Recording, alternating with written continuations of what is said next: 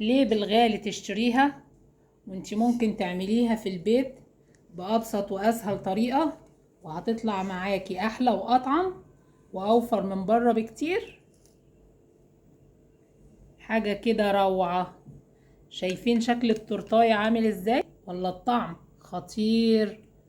حاجة كده روعة.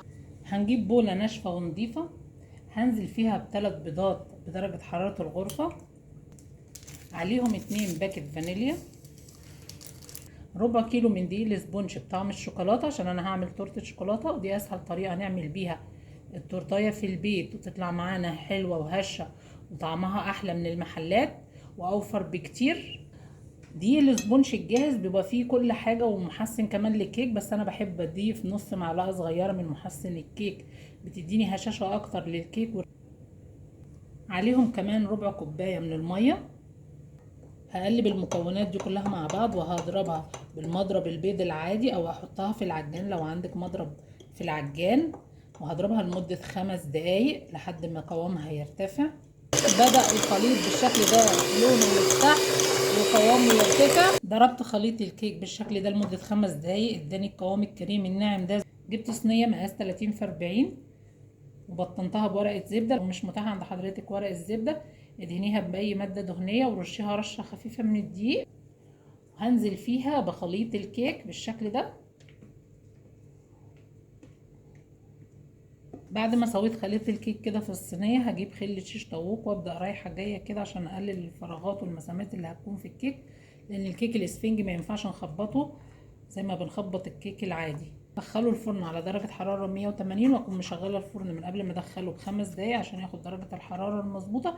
هياخد معايا في الفرن على حسب قوة الفرن 12 ل 15 دقيقة.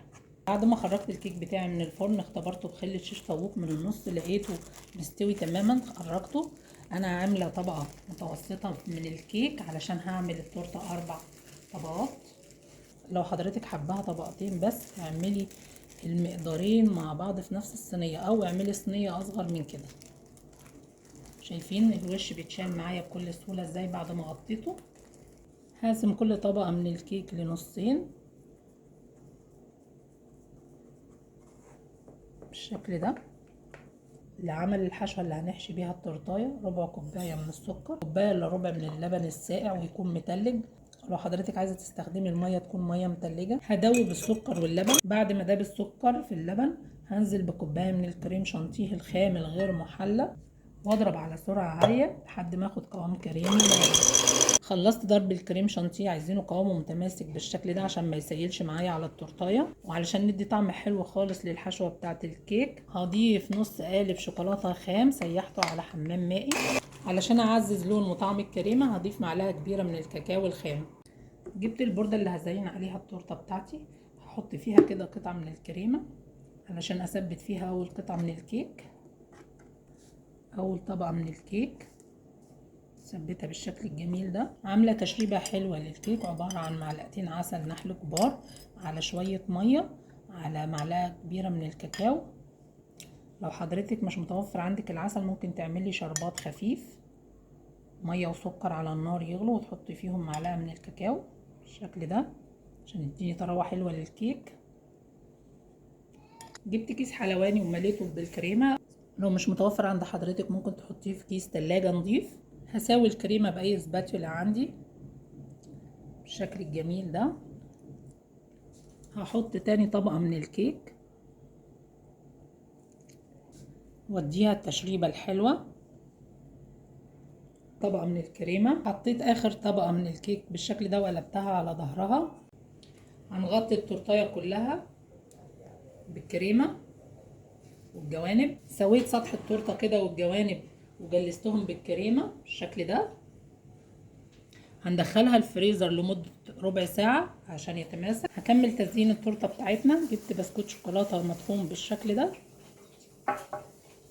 وابدأ احط في الجوانب. زينت كده الجناب ببسكوت الشوكولاته المطحون بالشكل الجميل ده.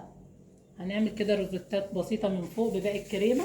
حطيت عليها مكعبين شوكولاته خام سيحتهم وحطيتهم على الكريمه عشان تبقى متماسكه.